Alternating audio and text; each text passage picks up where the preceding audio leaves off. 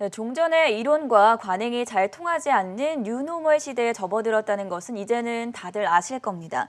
월가에서도 고전적인 룰이라 여겨졌던 주식과 채권의 관계, 6대 4의 관계가 깨지면서 포트폴리오를 구성하는 데 비상이 걸렸는데요. 가장 고전적인 룰이 깨짐에 따라서 미국과 또 영국을 중심으로 세계 곳곳에서 집값이 이례적으로 급등하는 현상이 발생하고 있습니다. 오늘은 이 문제에 대한 알아보는 시간 준비했습니다. 한국경제신문의 한상준 논설위원 나와 계십니다. 안녕하십니까? 네, 안녕하십니까? 네, 위원님 먼저 본격적인 이야기 들어가기에 앞서서 트럼프 대통령이 트위터를 통해서 7시간 만에 입장을 바꿨습니다. 경기 부양책에 대한 언급이 오락가락하면서 어제 오늘 미국 증시 희비가 엇갈렸는데요. 증시 흐름 어떻게 보셨습니까? 네, 우리가 그 대선이 될수록 아무래도 집권당 대통령 또 세계에 이런 표현이 좀 어렵겠습니다는 그래도 영향을 볼 때는 세계 경제 대통령이다, 세계 그 대통령이다 하는 트럼프의 입장 이 문제가 그 이슈가 되는데요. 감염이든 발언이든 시청자분한테는 그렇게 그 영향을 받지 않을 것이다 하는 말씀을 드렸습니다. 역시 사람이라는 것은 믿음을 줘야 되는데요. 대체로 믿음을 주지 못했던 지난 3년 반개월의 시간이 되기 때문에 항상 평가가 되면 대선 앞두고 평가가 되면 그 신뢰가 깨지면 아무리 중요한 발언을 한다 하더라도 사실 그 믿지 못하는 풍토가 된다 이렇게 보시면 되겠습니다. 오늘도 뭐 가장 우리 캐스터분이라든가 서상영 팀장이 전해 주셨습니다는 경기 부양책 얘기죠. 뭐 협상 전면 협상이냐 아니냐 요 차이가 있지만 역시 크게 보면 경기 부양책은 그것이 협상이 전면 협상이든 일부 협상이든 하원에 이렇게 협의를 거쳐야 되기 때문에 오늘도 일부 항공 지원에 대해서 페더러스라든가 미누시인이 협상을 한다 하는 그런 차원이기 때문에 네. 역시 그것이 전면이든 아니면 부분이든 전부 경기 부양책의 내용에 포함되어야 된다 이렇게 보시됐습니다. 그래서 어제는 느닷없이 경기 부양책 전면 협상 중단해서 어제 다우존스가 한 375포인트 떨어졌죠. 그렇죠. 근데 오늘은 뭐 다시 촉구하니까 다시 또 다른 사항이 맞물려 있었거든요. 이 펀더멘탈 장소에서 파월 의장이 직접 언급한 건 아닙니다는 9월 FOMC 회의에서 경기 부양책의 필요성을 언급을 했거든요. 네. 그리고 저쪽 건너 유럽에서도 라가르드 ECB 총재가 경기 부양책에 대해서 언급을 했기 때문에 사실 월가에서 가장 바라는 사항을 이렇게 딱 충족시키다 보니까 주가가 올랐다 이렇게 됐습니다. 오늘도 한국의 삼성전자 3분기 기업들 실적이 이렇게 발표돼서 당초 예상보다는 상당히 좋을 것이다, 어닝 서프라이즈 될 것이다 하는 이런 측면의 예상들이 나오고 있습니다는 미국도 마찬가지거든요. 이달 말에 그 3분기 성장률, 그 다음에 3분기 기업들 실적이 당초보다는 상당히 좋을 것으로 나오기 때문에 3대 지수가 올랐다 이렇게 보시됐습니다. 사실은 한국 문제를 좀 더 얘기해야 되는데요. 네. 한국은 보면 지금 전 앵커께서 말씀하신 대로 6거래일째 미국 증시가 오락가락 관계없이 한국이 꾸준하게 그것도 6거래일째 거래일 기준으로 상승세를 보였다는 것은 이제는 미국 증시를 읽고 한국 증시를 가야 된다 이런 입장이 아니지 않느냐 생각합니다. 지금은 미국과 한국 간의 증시가 사실 디커플링 현상을 넘어서 오히려 한국이 미국을 이렇게 압도하는 역전 현상이 발생하고 있다 이렇게 보시면 되겠습니다. 그러면 한미 간의 주가 흐름에서 역전 현상이 발생된다는 것은 그 대표적인 게 동학개미 역할인데요. 네. 그 펀더멘탈 측면에서 보면 프레어들은 동학개미고 그다음에 그 프레어들을 할 수 있는 근거를 한번 보겠습니다. 일단은 가장 중요한 것이 신흥국 입장에선 국가 신용등급이죠. 그래서 공교롭게도 유럽의 피치사가 미국의 국가 신용등급 전망을 한 달 전에 하향 조정했죠. 근데 어제는 유럽의 피치사가 한국의 신용등급을 그대로 유지했죠. 네. 전부 금융위기에 신중한 국가 평가 기준에 의해서 사실 대부분 다 하향 조정해오는 모습이 일반적 패턴인데요. 그대로 유지하는 자체는 미국의 하향 조정 하향들을 대비시켜 보면 한국이 상대적으로 부각되는 거다 이렇게 됐습니다. 그리고 한국의 대표 기업들 오늘 삼성전자가 발표되고 있습니다는 미국도 대표 기업들이 한국의 대표 기업과 경쟁 관계가 미국의 기술주가 한국의 삼성전자, LG전자 뭐 이렇게 해서 경합되는 것과 마찬가지로 3분기의 어닝 서프라이즈 정도를 보면 대표 기업일수록 한국이 더 정도가 크거든요. 오늘 삼성전자 결과가 반영되지 않겠냐 이렇게 보고 있습니다. 그래서 펀더멘탈 상에 사실 올해의 그 OECD 성장률을 보면 37개 현국 중에 우리가 1위고 기업들의 그 실적도 어닝 서프라이즈 정도가 미국도 예상되지만 우리가 더 크다는 측면에서 한미나 주가가 역전 현상이 발생하고 있다 이렇게 볼 때 있고요. 이런 차원에서 한국의 그 대표 기업의 압축형 BBIG ETF 어제 이제 말씀드렸죠. 첫날이기 때문에 사실 그 정부의 정책이면서 거래소에 처음 상장되기 때문에 지금 종목 장세인데도 불구하고 이런 ETF 같은 금융상품에 자금이 잘 안 몰리는데도 불구하고 어제 첫날에 이례적으로 자금이 아주 대성황리에 기록했다고 하는데요. 바로 그런 측면에서 우리가 이 방송을 통해서 이런 것을 소개한다 이렇게 볼 때 있습니다. 전체로 보면 지금은 미국 증시를 읽고 한국 증시를 어떻게 가야 된다 이런 해석보다는 한국이 미국을 좀 앞도는 이런 상황이 전개되고 있다. 그래서 한국의 펀더멘탈이라든가 국가 신용 등급이라든가 기업들의 이런 본질적 문제, 그래서 정책 문제만 없다면 한국이 더 부각되지 않겠냐 이런 생각이 듭니다. 한국과 미국의 최근 주가 흐름을 봤을 때 이제는 디커플링 현상을 넘어서 역전 현상이 발생하고 있다는 점 다시 한 번쯤 되새김질 해볼 만한 것으로 좋겠다라는 생각이 들었고요. 앞서서 오프닝에서도 말씀을 드렸지만 최근 월가에서는 이 주식과 채권의 관계를 놓고 이야기하는 6대4 원칙이 깨진 것이 아닌가 하는 데에 대해서 온통 난리를 부리고 있습니다. 무슨 얘기인지 이 부분 좀 살펴주시죠. 네, 우리가 이제 위험 자산이 대표적인 주식 아니겠습니까? 네. 그리고 안정 자산이 대표적으로 채권이다 이렇게 돼서 요게 자금 흐름이 원만하게 돼야 되거든요. 시청자를 한번 보겠습니다. 많은 분이 그런 얘기하거든요. 주가가 왜 이렇게 줄기차게 올라가느냐? 뭐 퍼가 뭐 몇백 배다 된데도 올라가느냐 하는 이런 쪽을 좀 말씀을 많이 하시는데요. 돈이 많기 때문에 그러느냐? 물론 그것도 있지만 지금 월가에서는 월스트리트저널이든가 월스트리트저널은 언론이기 때문에 월가의 포트폴리오 구성하는 이런 입장에서는 주식과 채권 간의 밸런스드 포트폴리오 룰이 깨졌다. 이런 쪽이 사실 국내에 채권이 많이 들면 안정자산이다. 주식이 많으면 위험자산이다. 이런 쪽의 전 선입견을 깨트리는 문제이기 때문에 이 문제가 굉장히 중요한 문제가 아닌가 생각합니다. 뭐 다들 시청자분이 저보다 훌륭하시기 때문에 아시겠습니다는 밸런스드 포트폴리오는 뭐냐. 모든 포트폴리오 분과할 때 위험자산이 주식이 6 정도 100%를 기하면 60% 편입하고 그다음에 채권은 40%. 왜냐하면 어찌됐든 위기를 거치든 세계 경제는 회복되기 때문에 위험자산의 비중이 더 높게 하는 것이거든요. 근데 최근에 보면 어떻습니까? 주식도 하늘 높은 데 올라가고 채권도 지금 거품이 발생하는 상태거든요. 네. 원래 6대3의 룰이 지킨다면 주식이 올라가면 채권 시장에 자금이 이탈돼 채권 가격은 떨어져야 되거든요. 근데 지금은 주식도 올라가고 채권도 올라가고 단순히 유동성이 많은 거냐 그 요인도 있지만 사실은 다른 요인이 결부된 게 아니냐 하는 이런 시각들이 만만치 않게 학계라든가 월가를 중심으로 해서 언론에 이렇게 나오는 입장이거든요. 보통 그렇습니다. 이 주식과 위험자산과 안정자산이 간에 자금 흐름이 원만히 돼야 금융시장 전반이 안정되는 거거든요. 근데 지금처럼 이 룰이 깨질 때는 주식과 채권 간의 자금 흐름이 원만하게 되지 않는다는 얘기입니다. 그러면 이제 자막을 통해서 이 주식과 채권 간의 자금 이동이 원만히 되지 않을 때는 자, 어떤 현상이 발생할까? 새로운 현상이 발생하는데요. 다음 자막을 통해서 한번 제가 흐름도를 보게 해드리겠습니다. 일단 최근처럼 주식이 호황이 이렇게 되면 채권 시장에 자금이 이탈되죠. 이게 보통 이제 그레이트 로테이션이다. 그리고 주식에서 채권을 넣은 것은 머니 무브 현상이다. 근데 시청자 여러분 최근에 그레이트 로테이션 현상이라든가 머니 무브 현상은 잘 들지 못했을 겁니다. 주가가 이렇게 많이 올라가면 보통 주식적으로 자금을 쏠린다는 그래서 그레이트 로테이션 현상이 이렇게 그런 용어가 안 나거든요. 사실은 주식이 호황일 때 채권에서 자금이 이탈되는 그레이트 로테이션 돼야 채권 시장에서 자금이 빠지면서 채권 가격이 떨어져야 되거든요.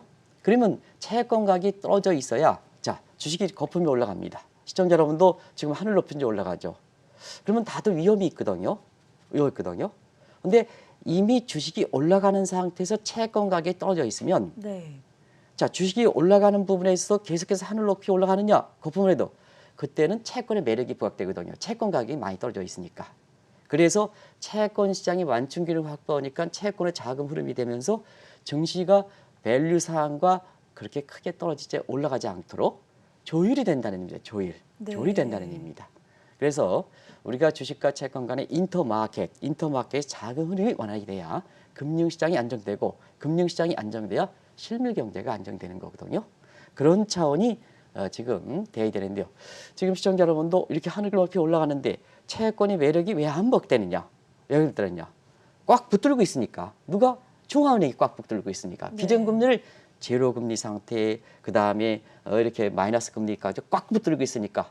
자, 채권 가격이 떨어져야 되는데, 채권 가격이 떨어지고 시장 금리가 올라가야 되는데, 기준 금리를 꽉 붙들고 있어야 시장 금리가 안 올라가죠. 갇혀 있죠. 그러다 보니까 지금 채권에 거품이 있고 증시는 하늘 높은지 올라간다. 그러니까 주식과 채권이 이렇게 사실 같이 올라가고 같이 떨어지는 이런 현상이 발생하고 있다 이렇게 됐습니다.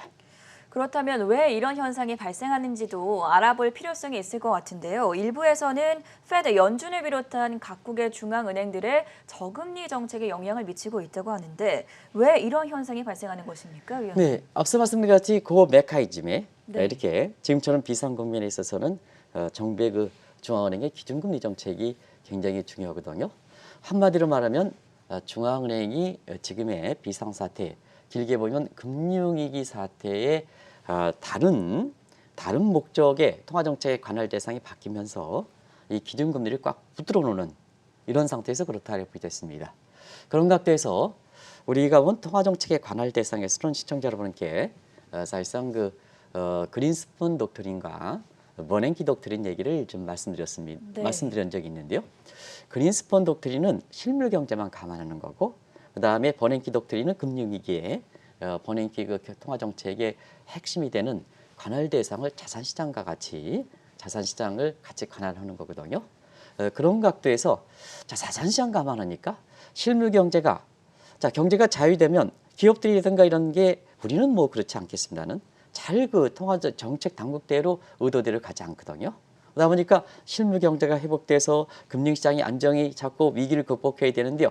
이 부분이 자꾸 이렇게 소셜 네트워크라든가 뭔가에서 기업의 자율권이 되다 보니까 미국 입장에서도 지금 이렇게 미국의 대표 기업인 빵주라든가 마가업종의 반독점 규제 이런 쪽이 나오지 않습니까? 그렇죠. 왜냐하면 마켓 쉐어가 크니까 일전에도 말씀드렸습니다는 트럼프 대통령이 이렇게 권력보다도 아마존 회장의 권력이 더 세거든요. 네. 그러다 보니까 규제회의죠. 그런 상태에서 자, 기업들이 마음에 들지 않는데 통치권에 해당되는 사람과 중앙은행 총재는 위기를 극복하고 경기를 회복해야 되거든요. 그러다 보니까 금융시장을 퍼보이죠. 금융시장을. 그래서 한편에서는 양적 완화 정책을 취해서 통화정책 관할 대상도 이 자산시장을 포함하니까 자, 이런 식으로 해서 돈을 퍼벌고 금리도 낮춰놔야 되거든요. 낮춰내고 그런 상태에서 통화정책 관할 대상에 버냉키 독트린이 된 상태에서 지금은 기준금리를 딱 묶어서 채권도 거품이고 그다음에 주식도 거품이면 자, 개인의 입장에서 보면 기업들이 이렇게 경기가 이렇게 이끌어주지 않는다 하더라도 자, 가장 소비의 주체에 해당되는 하우스홀드 가게 입장에서 보면 기업을 통해서 임금 소득하더라도 소득이고 네. 그다음에 주가 상승과 부동산 가격과 채권 가격 상승에 따라서 자산 가격 상승은 소득이고 다만 한 가지 임금 소득은 Y분의 SE 소비 성향이 낮고 애투적이 생각하기 때문에 네. 다 그렇지는 않습니다만 주식이라든가 부동산이라든가 채권에서 올라간 것은 불로소득 성격이 강하기 때문에 지출을 쉽게 쓰거든요.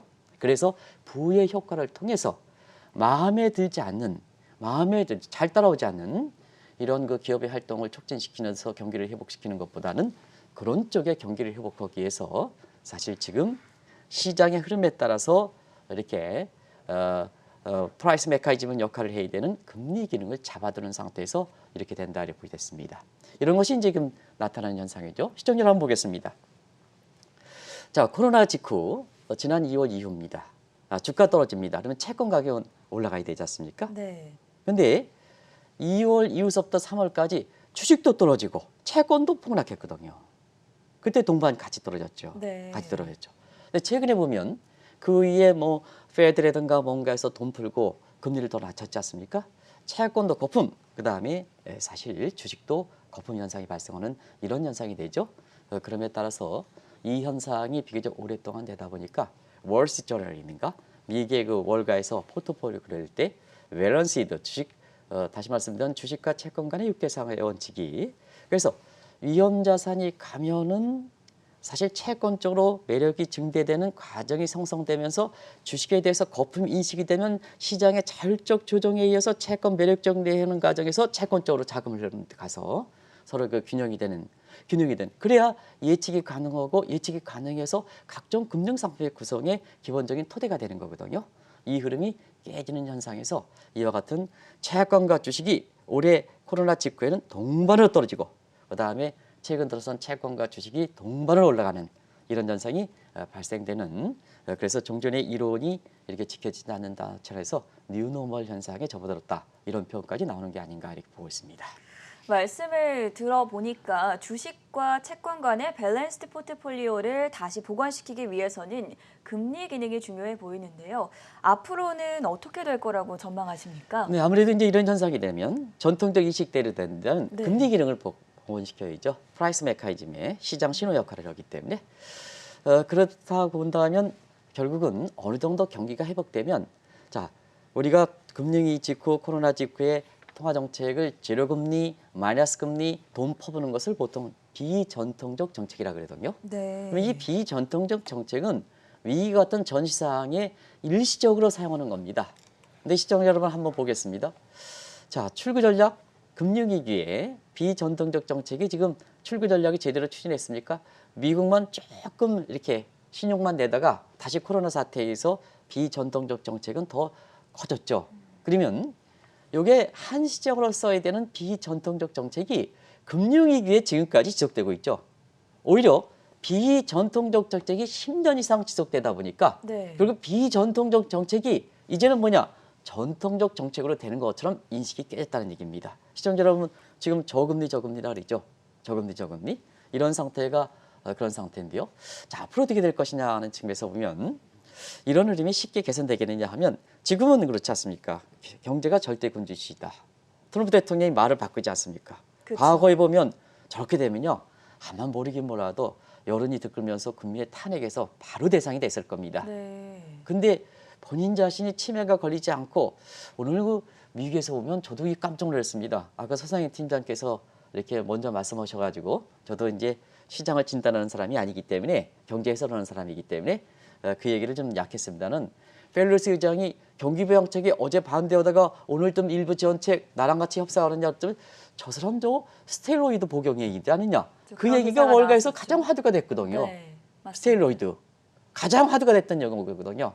그런 상태거든요.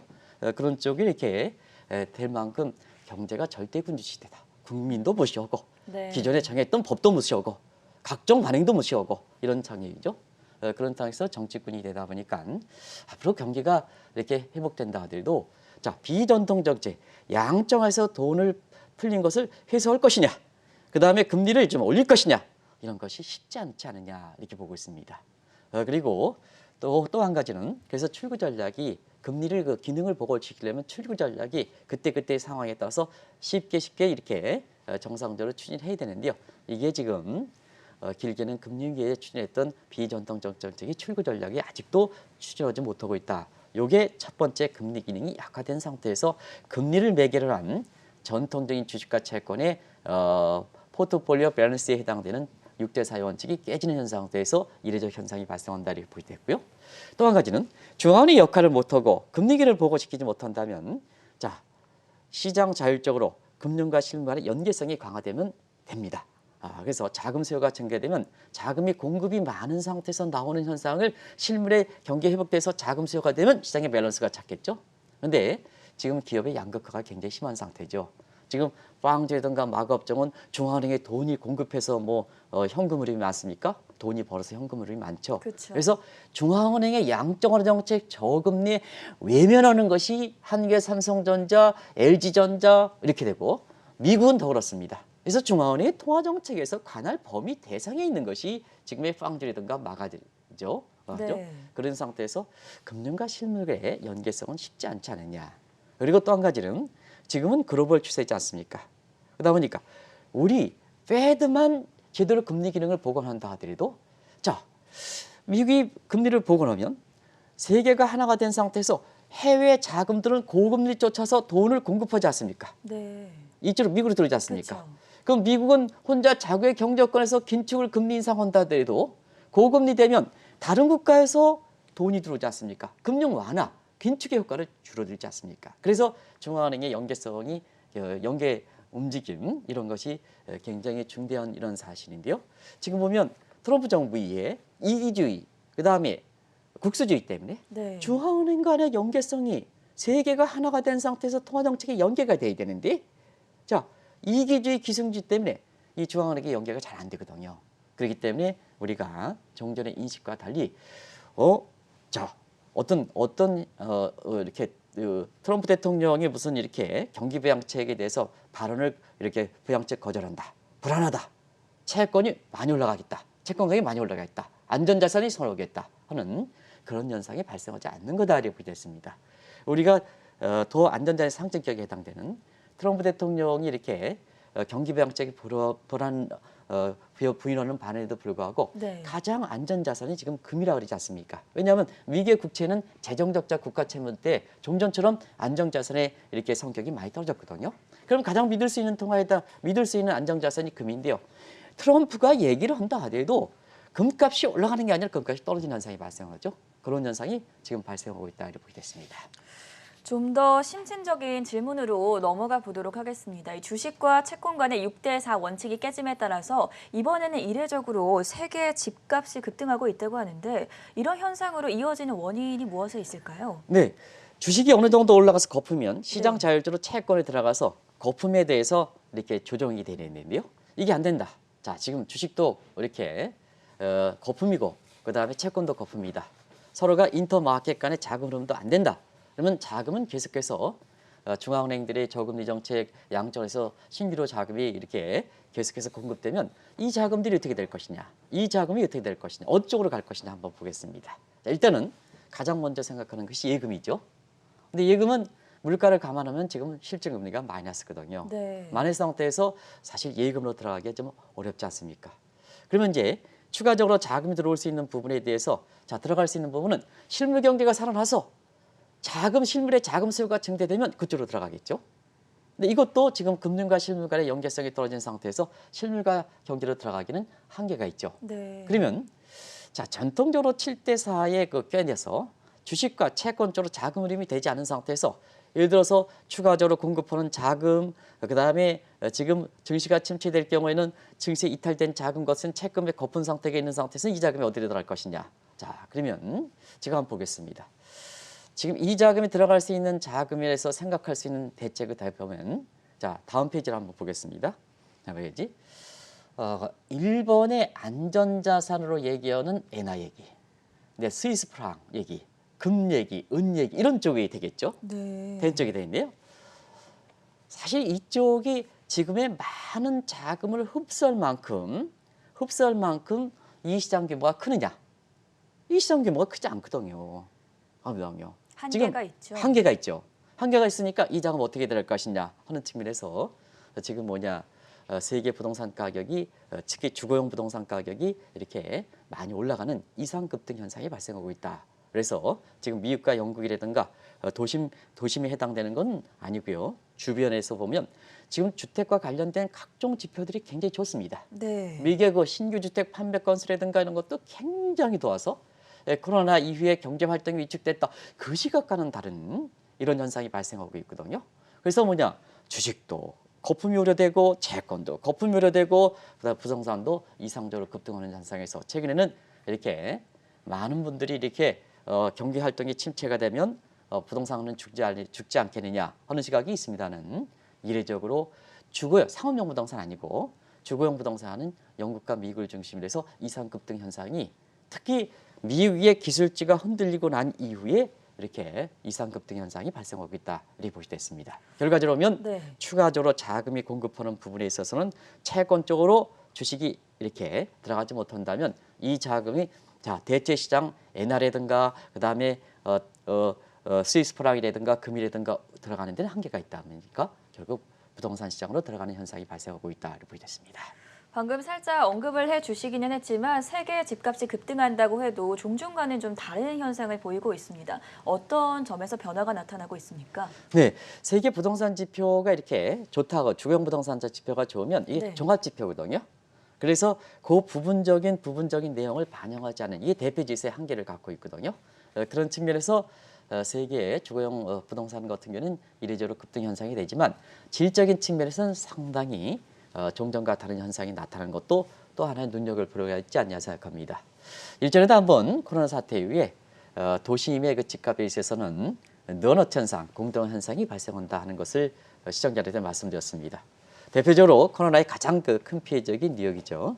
뉴욕 보면 뉴욕의 건물이라든가 상업용 건물, 고급 주택은 거래가 급가해서 거래가 급락하는 거래가 절벽 현상이 발생하고 있다. 그래서 최근에서 보면 인대라든가 이런 것이 홍콩, 베를린, 런던 다 관계없이 굉장히 집값이 공동일 경제활동의 중심이 썩 떨어지는 이런 현상이 발생하고 있다는 것은 한번 말씀드린 적이 있습니다.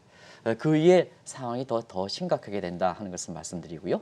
홍콩의 같은 경우에는 1평방 스퀘어미터당 한 3,000달러 가던 것이 지금 1,000달러 떨어졌고 네. 최근에 보면 800달러까지 떨어지고 있습니다. 도심일수록 그런 현상이 더 심화되고 있다. 근데 그러면 시청자 여러분께서 야 당신 세계 집값이 이상 급등 현상이 나타나는데 그러면 도심이 떨어지면 어디가 올라갔길래 대표 지수가 이상 급등 현상이 나타날까 하는 측면에서는 바로 도심 주변에 아주 이례적으로 거래량도 급증하면서 결국 집값이 굉장히 큰 폭으로 상승하고 있다고 됐습니다. 이런 과정에서 최근에 뉴욕이라든가 이런 쪽에 도심에서는 햄프스라든가 이런 쪽 같은 경우는 굉장히 부동산 거래가 되면서 집값이 많이 올라가고 있죠. 그러다 보니까 대표 지수가 올라가는 현상이 발생하고 있다고 됐습니다.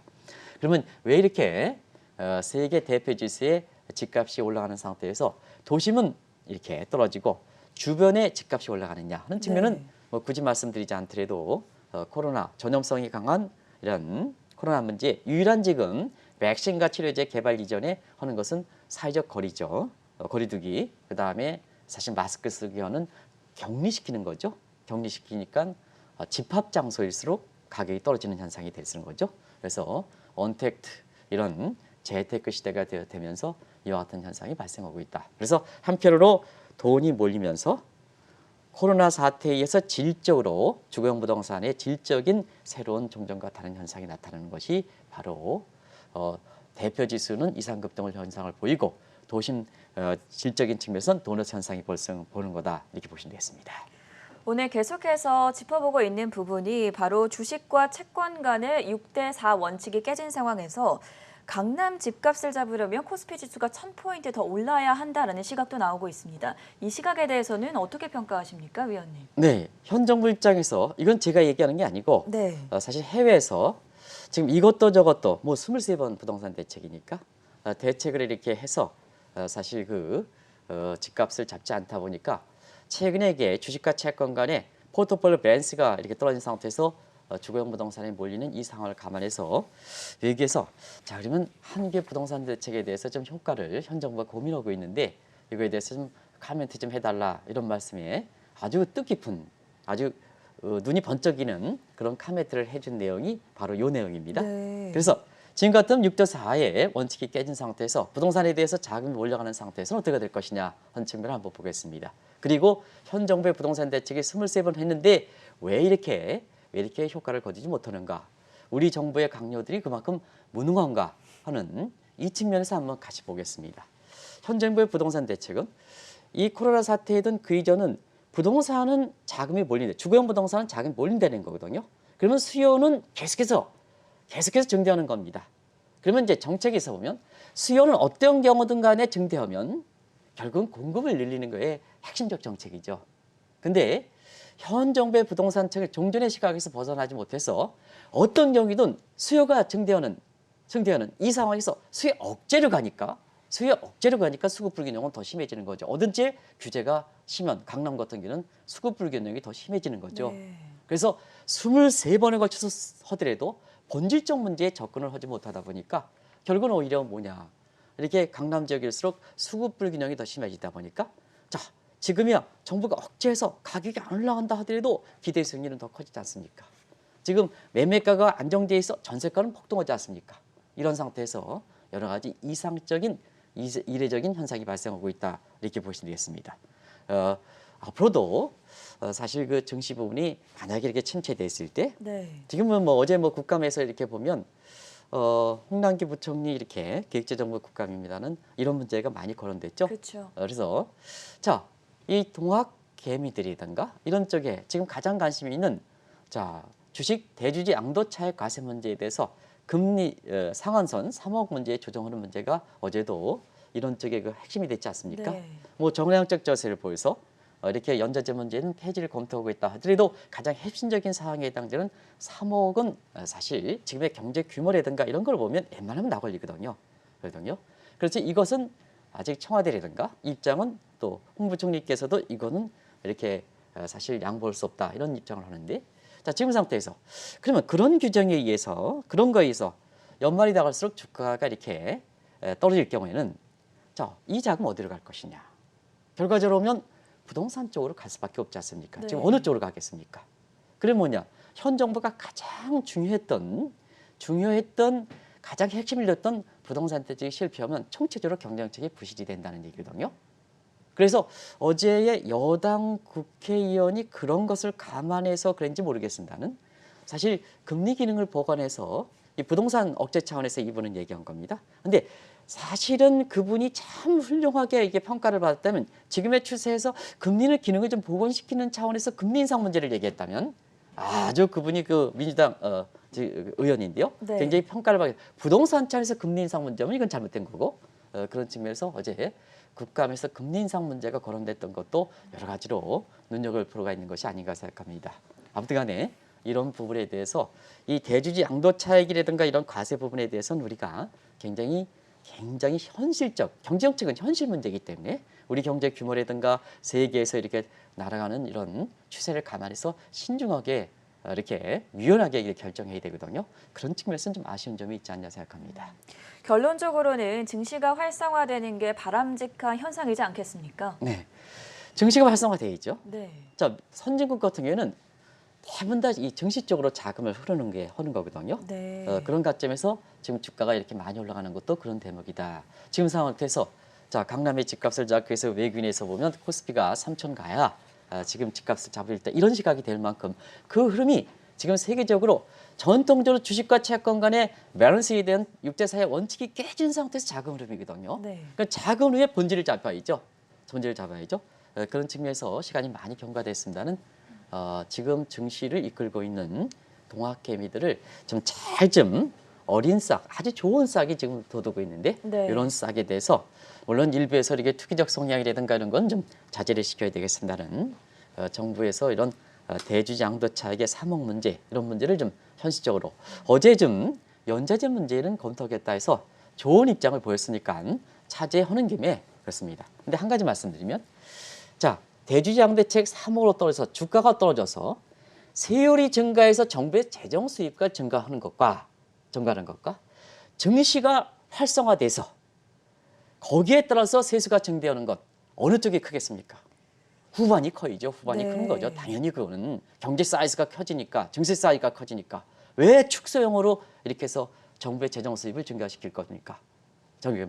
그런 측면 양도 차익을 3억을 대서 세율을 증대시켜서 세수가 증대하는 측면과 그다음에 증시가 활성화돼서 세수가 증가하는 것과 어디가 크겠습니까? 뒤쪽이 큰 거죠. 뒤쪽이 이런 문제를 좀 검토해서 어제 연좌제 문제에 대해서 이렇게 검토할 의향을 보였으니까 차제 증시라든가 동학개미 활성화를 위해서 반드시 그게 좋은 건 아니라 하더라도 지금의 현상에서 빨리 금리 인상이라든가 그 다음에 돈을 환수하기 어려운 역할이라면 그러면 그런 걸 좀 검토해 주시는 것이 유연한 경제 정책이 아닌가 또 우리 경제 규모에 맞는 정책이 아닌가 또 우리가 앞으로 어떠한 방향으로 가야 되는 방향인가 하는 그 측면에서 선진국들을 좀 참조하실 필요가 있는 것이 아닌가 생각합니다.